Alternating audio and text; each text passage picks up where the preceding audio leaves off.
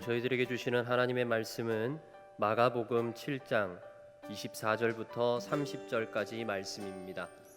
신약 성경 65면입니다.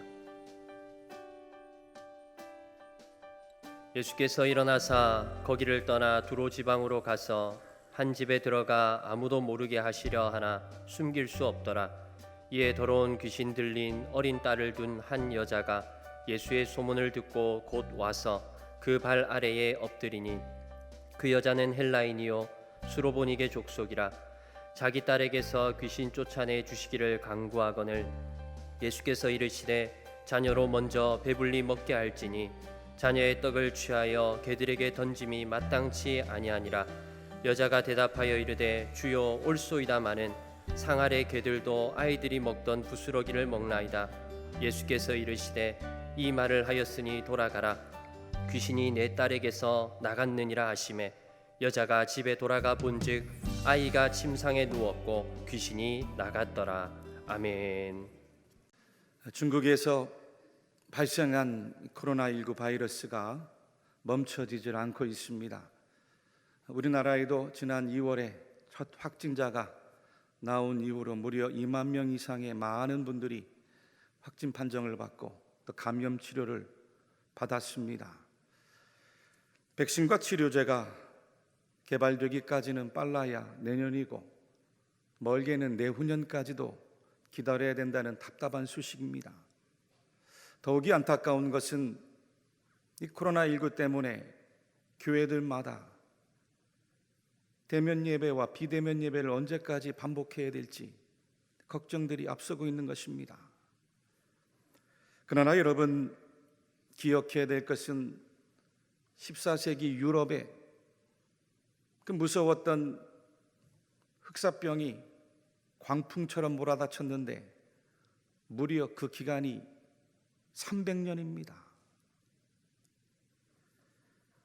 유럽 인구의 3분의 1에 해당하는 약 2,500만 명이 사망을 했습니다. 당시 교회들도 그 혹독한 전염병 앞에서 인고의 시간을 가졌습니다. 우리는 지금 1년이 채 안 되는 이 시간도 참 힘이 드는데 300년이란 오랜 기간 교회들이 인내하면서 그 전염병을 이겨내야 했던 것이지요.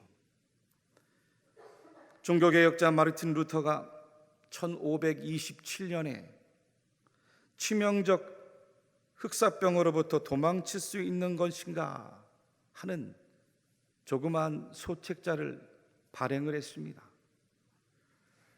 흑사병이 덮칠 때에 그리스도인들이 도망하는 것이 적절한지에 대한 질문을 받고 여기에 대한 대답을 내놓은 것입니다. 루터는 하나님을 시험하지 말고 신뢰하라 라고 책에서 이야기를 합니다. 약을 먹어라. 집과 마당과 거리를 소독하라. 사람과 장소를 피하라. 나는 소독하여 공기를 정화할 것이고 약을 지어 먹을 것이다. 나는 내가 꼭 가야 할 장소나 꼭 만나야 할 사람이 아니면 피할 것이고 나와 이웃 간의 감염을 예방할 것이다. 혹시라도 나의 무지와 태만으로 이웃이 죽임을 당하게 해서는 안 되기 때문이다. 만일 하나님이 나를 데려가기 원한다면 나는 당연히 죽겠지만 적어도 내가 내 자신의 죽음이나 이웃의 죽음에 책임을 져야 할 일은 없을 것이다. 만일 이웃이 나를 필요로 하면 나는 누구든 어디든 마다하지 않고 달려갈 것이다. 나는 하나님 앞에 자비를 베풀어 주셔서 우리를 지켜달라고 함께 간구할 것이다. 루터의 이야기입니다. 그렇습니다, 여러분. 루터가 지금 말한 그 하나님을 진정으로 신뢰하는 믿음이란 성도가 죽음을 결코 두려워할 필요는 없습니다. 그러나 이 역병이, 이 재난이 우리에게 왜 임했는지 하나님 앞에 엎드려 끝까지 기도하며 구하라는 것입니다. 또한 하나님께서 우리에게 요구하시는 그리스도인으로서 대사회적인 책임과 의무를 다해야 하는 윤리적인 행동도 반드시 뒤따라야 함을 말해 주었습니다. 오늘 성경도 이처럼 하나님을 끝까지 신뢰하는 믿음 가졌던 한 여인에 대한 이야기입니다. 먼저 본문 24절에 예수께서 일어나사 거기를 떠나 두로 지방으로 가서 한 집에 들어가 아무도 모르게 하시려 하나 숨길 수 없더라 라고 말씀하십니다. 예수님께서는 하나님의 아들로 오신 메시아요 구원자이십니다. 하나님과 같은 신성을 가진 분으로 혈루병도 중풍병도 눈먼자도 귀머거리자도 그 어떤 질병도 예수님께로 오면 다 고쳐주셨습니다. 심지어 죽은 자도 일으키셨고 귀신 들린 자도 다 내쫓아 주셨습니다. 물고기 2마리와 보리떡 5개로 장정 5,000명이 먹는 놀라운 기적도 베풀어 주셨습니다. 그러나 한편으론 예수님께서 사람의 몸을 입고 이 땅에 오신 인자입니다. 예수님은 신성뿐만 아니라 우리와 똑같은 인성을 가지신 분이셨습니다. 피곤하시면 주무셔야 했고 배가 고프시면 음식을 드셔야 됐습니다. 기쁠 때는 함께 웃었고 슬플 때는 함께 울어주셨습니다. 분노가 일 때는 채찍을 들고 성전에 장사하는 사람들의 상을 뒤엎으셨습니다. 그런 예수님께서 오늘 성경에 어느 한 집에 들어갔는데 이것을 아무도 모르게 하길 원하셨노라고 증언합니다. 왜요? 예수님도 힘이 드셨기 때문이죠. 사람들을 계속해 만나면서 쉴 틈 없어 지치셨습니다. 사람들로부터 벗어나 조용한 곳에 쉼을 구하기를 원하셨습니다. 거기를 떠나 두로 지방에 있는 어느 한 집에 들어갔다고 하셨는데 여기에 거기란 말은 예수님이 주로 복음을 전하시고 활동하셨던 갈릴리를 말합니다. 두로는 이스라엘 북쪽 지중해 연안에 있는 베니게의 수도 명칭입니다. 갈릴리에서 두로까지 약 60km 거리에 떨어져 있는 이방 땅입니다. 그 먼 거리를 예수님께서 왜, 그것도 이방인들이 살고 있는 그 지방에 왜 옮기셨습니까? 동족 유대 사람들과 떨어져 영적인 휴식을 가지길 원하셨기 때문입니다. 사람들을 피해서 하나님 나라 복음 전파와 그 십자가 사명을 지기 위해 앞으로의 일들을 준비하기 원하신 예수님의 지극히 인간적인 모습이십니다. 여러분, 그런데 거기에서 우리 예수님이 또 누구를 만나셨어요? 더러운 귀신 들린 딸을 가진 한 여인이었어요. 예수님이 계시다는 소식을 듣고 달려와 예수님 그 발 아래 엎어진 한 여인입니다. 아무도 모르길 원했는데 예수님의 소문은 숨길 수가 없었습니다. 26절 말씀해 보니 그 여자는 헬라인이요 스로보니게 족속이라 자기 딸에게서 귀신 쫓아내주시기를 간구하거늘 말씀이 증언합니다. 이 스로보니게 족속은 과거 이스라엘이 가나안 땅을 진격해 들어가 그곳에 살던 원주민들을 북쪽으로 내몰았는데 그 가나안 원주민들의 후손을 가리킵니다. 수로 즉 시리아에 있는 보니게 페니키아 지방의 이방인이란 뜻입니다. 한마디로 정통 아브라함의 후손, 유대인들과는 아무런 상관없는 헬라, 그리스 말을 하고 있는 한 이방 여인에 불과했습니다. 그런 누구도 알 수 없는 무명의 한 여인이 예수님의 소문을 듣고 예수님이 계신 그 집까지 찾아와 그 발 아래 엎드려 간구를 했습니다. 여러분, 자신이 사랑하는 딸 살리기 위해서 예수님 앞에 나와 엎드린 것입니다. 예수님께 간구하고 있는 것입니다. 더러운 귀신 들린 내 딸을, 나의 불쌍한 딸을 살려달라고 주님 앞에 엎드렸습니다. 이 여인이 예수님 발 앞에 엎드렸다고 했는데, 이 엎드렸다는 헬라어 원어의 표현을 보면 재미가 있습니다. 그저 엎드린 것이 아니라 땅에 바짝 몸을 다 대놓고 주님 앞에 엎드린 것입니다. 간구하였다는 헬라어 단어 미완료 과거 시제도 단 한 번만 간구한 것이 아니라 거듭 계속해서 끈질기게 예수님 앞에 자기 요청을 한 것이죠. 예수님, 제가 이렇게 주님 앞에 나와 엎드렸습니다. 저를 좀 바라봐 보십시오. 불쌍한 내 딸을 불쌍히 여겨주십시오. 내 딸을 고쳐주십시오. 저의 간청을 들어주시기 원합니다. 예수님께서 고쳐주지 않으면 일어날 수가 없습니다. 예수님, 간절하고 그 절박한 마음으로 예수님 앞에 나와 엎드렸습니다. 그런 여인의 간절한 마음을 보고 예수님이 어떻게 응답하셨습니까? 27절 말씀에 예수께서 이르시되 자녀로 먼저 배불리 먹게 할지니 자녀의 떡을 취하여 개들에게 던짐이 마땅치 아니하니라. 오늘 이 말씀을 준비하면서 성경을 묵상하고 또 묵상하며 개인적으로 저는 예수님께서 왜 이 여인에게 이런 말씀을 주실까 의아심이 들었어요. 그동안 복음서에서 보여온 예수님의 모습과는 사뭇 다른 반응이기 때문입니다.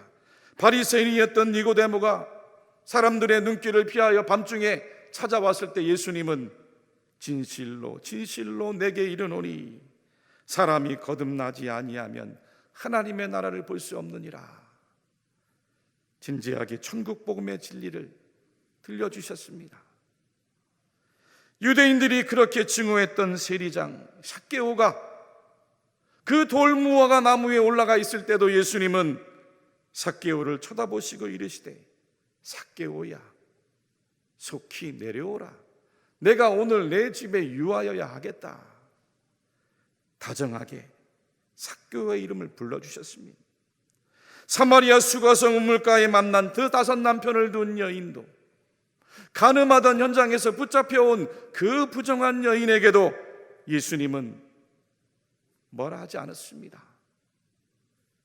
내가 주는 물을 마시는 자는 영원히 목마르지 아니하리니 너희 중에 죄 없는 자가 먼저 돌로 치라.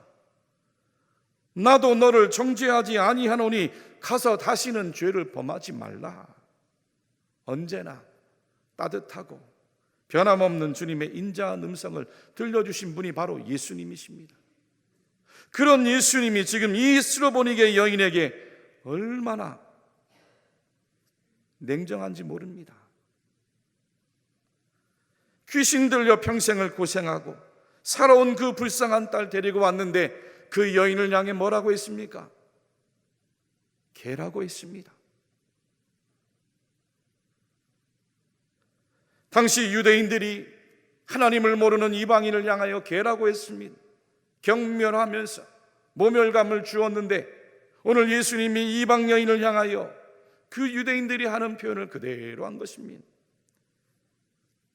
우리들이 보기에도 선뜻 이해가 안 됩니다. 여러분, 왜일까요? 예수님께서 이 여인에게 매몰차게 하신 이유 단 하나, 시험입니다. 예수님께서 그 여인의 믿음을 시험한 것입니다. 정말로 딸을 살리고 싶은 간절한 마음이 있는 건지, 정말로 예수님께 나오면 살릴 수 있는 그 믿음을 가지고 나왔는지 여인의 마음을 알고 싶고 그 여인이 가진 믿음을 알고 싶으셨던 겁니다. 오늘 성경과 평행 본문인 마태복음 15장 24절에 보니 주님께서 여인에게 이렇게 말씀하셨습니다. 나는 이스라엘 집에 잃어버린 양 외에는 다른 데로 보내심을 받지 아니하였노라. 잃어버린 양을 구원하시는데 하나님은 유대인들이 먼저라는 뜻입니다. 유대인들은 아브라함의 후손들로 일찍이 하나님 앞에 택함받은 선민들이었습니다. 택함받은 자녀들로 먼저 구원을 얻고 영적으로 배불리 먹게 해야 하는데 그 떡을 이방인에게 줄 수 없노라고 말씀하신 이유는 이 여인의 믿음이 진짜인지 가짜인지 알고 싶으셨어요.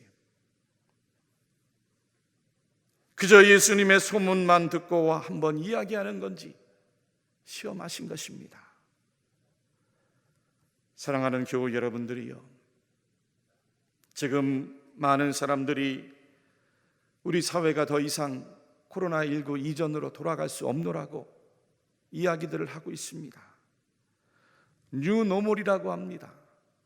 뉴노멀, 새로운 표준이라는 뜻이죠.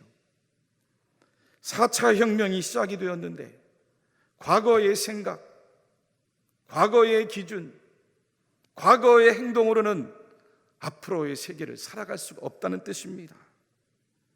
인간의 끊임없는 탐욕으로 점점 자연이 파괴되어 가면서 인간과 동물이 구분짓고 살아가야 되는 자연의 경계가 허물어졌습니다. 동물들이 살아가야 할 숲을 사람들이 파괴를 하면서 그 동물들 안에 있는 다양한 바이러스들이 우리에게 들어오는 겁니다. 사스나 메르스, 코로나19와 같은 동물 안에 있는 또 다른 신종 바이러스들이 아마도 더 빠른 주기들로 우리 곁을 찾아올 것이라는 예견을 하고 있습니다. 가게도 상점도 기업도 심지어 교회들마저 성전 문을 걸어 닫고 있는 이 유례없는 대문명의 전환의 시대를 우리가 맞이하고 있는 것입니다. 여러분, 과거에 붙잡혀서 안 됩니다. 과거에 목매어서 안 됩니다. 과거의 생각으로는 미래를 살 수가 없습니다. 기존의 접촉을 중심으로 하던 인류에서 언컨택트라고 있습니다. 비접촉, 비대면이라는 뜻이죠. 그 비접촉을 중심으로 하는 신인류가 새로운 생각으로, 새로운 기준으로 나를 바꾸어서 살아가야 코로나19 시대를 우리가 버틸 수가 있습니다. 그래서 앞서가는 회사, 앞서가는 학교, 앞서가는 기관과 정부, 앞서가는 교회들은 사이버로 신앙교육을 준비하고 있어요. 성도들에게 스마트폰을 이용해서 비대면 예배를 잘 드릴 수 있도록 도와주고, 줌 동영상을 활용한 온라인 소그룹 신앙 성경 공부를 준비하고 강화하기 위해서 계획하고 있습니다. 여러분, 심지어는 중국 상하이에 있는 앞서가는 거린들은 거리에다가 그저 깡통만 내놓지 않는답니다. 그 깡통에다가 QR코드를 붙여서 사람들이 가지고 있는 스마트폰을 이용하여 계좌이체로 돈을 구걸하며 산다는 거예요. 거린들도 그렇습니다. 우리 교회가 미래를 준비해야 됩니다. 미래를 앞서가야 됩니다. 여러분, 오늘 예수님의 말씀을 들은 이 여인이 어떻게 반응했습니까? 주여, 얼쏘이다마는 상 아래 개들도 아이들이 먹던 부스러기를 먹나이다. 주님, 말씀이 옳습니다. 그렇습니다. 나는 개입니다. 나는 개의 처지입니다. 나는 개의 처지로 부스럭이라도 받아 먹겠습니다. 여인은 자신을 개의 저주로 비유한 예수님 말씀에 아무런 저항하지 않습니다. 예수님을 향해 이런 경우가 있냐고 분노하지도 않고 교만하지도 않았습니다. 겸손한 마음, 겸손한 믿음으로 있는 그대로 예수님의 말씀을 다 받아들였습니다. 말씀 앞에 자기를 다 내려놓았습니다. 비록 유대인들이 식탁에 차려진 그 풍성한 하나님의 은혜를 마음껏 누린다면 자신은 자기 딸과 함께 그 아이들이 먹는 상에서 떨어진 부스러기, 작은 알갱이 음식이라도 만족한다는 거예요. 그 부스러기 은혜라도 내게 주십시오. 그 부스러기 은혜라도 내게 주셔야 내가 살고 내 딸이 삽니다. 이와 같은 절박하고 간절한 믿음, 그 믿음 가지고 주님 앞에 나와 엎드렸으니 예수님의 시험에 합격, 통과한 것이죠. 주님께서 여인의 딸을 고쳐주셨는데 예수께서 이르시되 이 말을 하였으니 돌아가라, 귀신이 내 딸에게서 나갔느니라 하심에 여자가 집에 돌아가 본즉 아이가 침상에 누웠고 귀신이 나갔더라. 마태복음 15장 28절에는 이에 예수께서 대답하여 이르시되 여자여 내 믿음이 크도다, 내 소원대로 되리라 하시니 그때로부터 그의 딸이 나으니라. 그때로부터 그의 딸이 나으니라. 그의 딸이 나으니라. 할렐루야, 할렐루야.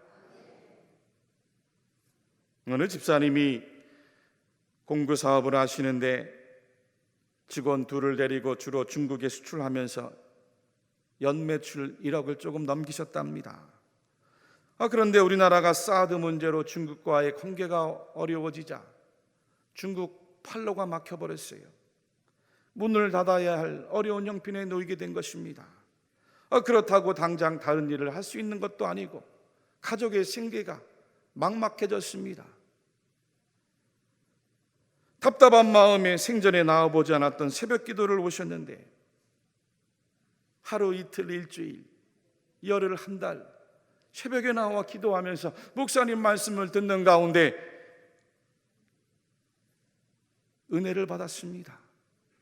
성령님께서 기도하는 가운데 지혜를 주시고 감동을 주셔서 평소에는 전혀 관심이 없었던 SNS 마케팅 생각이 난 거예요.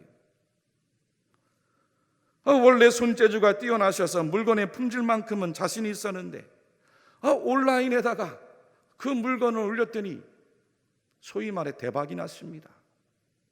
불과 몇 년 만에 매출이 10배가 늘어나고 직원들도 더 두었답니다. 주님 앞에 나와 스로보니게 여인처럼 하나님의 은혜, 그 부스러기 은혜를 구했더니 새로운 길이 열리더라는 것이. 할렐루야. 너희는 무엇을 먹을까 무엇을 마실까 하여 구하지 말며 근심하지도 말라. 이 모든 것은 세상 백성들이 구하는 것이라. 너희 아버지께서는 이런 것이 너희에게 있어야 할 것을 아시느니라. 다만 너희는 그의 나라를 구하라. 그리하면 이런 것들을 너희에게 더하시리라. 너희에게 더하시리라. 오늘 우리에게 들려주시는 주님의 말씀입니다. 여러분, 코로나19 어려운 시대입니다. 새로운 표준을 구하는 시대입니다. 그러나 이 또한 주님이 우리에게 주시는 시험입니다. 낙심하지 말기 바랍니다. 겁내지 말기를 바랍니다. 스로보니게 여인처럼 내 인생의 어려운 문제를 가지고 주님 앞에 엎드리시기 바랍니다. 주님께서 말씀하십니다. 주님께서 지혜도 주시고 능력도 주시고 앞길도 열어주십니다. 가난한 믿음. 주님, 저는 그 상에서 떨어지는 개들이 먹는 부스러기 은혜만이라도 족합니다. 그 겸손한 믿음, 그 가난한 믿음, 정직한 믿음만 있으면 주님께서 여러분들을 붙잡아 주세요. 이끌어가 주십니다. 할렐루야. 하나님께서 여러분들을 만나 주시고 생명의 길로, 은혜의 길로 인도해 가실 것을 믿는 우리 사랑하는 대구 칠곡의 모든 성도님들이 되시기를 주님의 이름으로 간절히 축원합니다.